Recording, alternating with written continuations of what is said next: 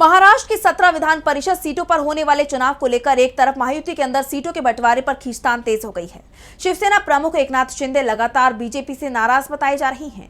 NCP Ajit गुट ने भी 3 सीटों पर अपनी दावेदारी जताई है, तो वहीं दूसरी तरफ महाविकास आघाड़ी ने सीट शेयरिंग का बड़ा फॉर्मूला तय कर लिया है। देखिए रिपोर्ट।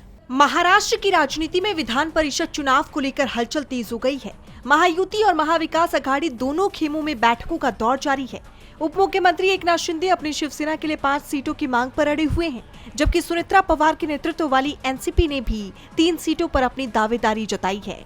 तो वहीं लंबे मंथन और कई दौर की बातचीत के बाद आखिरकार महाविकास आघाड़ी ने 17 में से 15 सीटों पर सहमति बना ली है। महाविकास आघाड़ी की बैठक के बाद संयुक्त प्रेस कॉन्फ्रेंस में नेताओं ने सीट शेयरिंग का ऐलान किया, जिसके मुताबिक कांग्रेस 8 सीटों पर चुनाव लड़ेगी। उद्धव ठाकरे गुट को 4 सीटें मिली हैं, जबकि राष्ट्रवादी कांग्रेस पार्टी के खाते में 3 सीटें गई हैं। गठबंधन की कोशिश है कि विधान परिषद चुनाव में एकजुटता का संदेश दिया जाए और महायुति के खिलाफ मजबूत चुनौती पेश की जाए। राजनीतिक जानकार मानते हैं कि ये फॉर्मूला सिर्फ एमएलसी चुनाव तक सीमित नहीं है, बल्कि आने वाले स्थानीय निकाय और विधानसभा चुनाव की रणनीति का ट्रायल भी है। कहा जा रहा है कि ये सिर्फ सीटों का बंटवारा नहीं, बल्कि गठबंधन के अंदर ताकत और भरोसे का संतुलन भी माना जा रहा है। कांग्रेस को सबसे ज्यादा सीटें देकर संदेश दिया गया कि गठबंधन में उसकी भूमिका अब भी केंद्रीय है।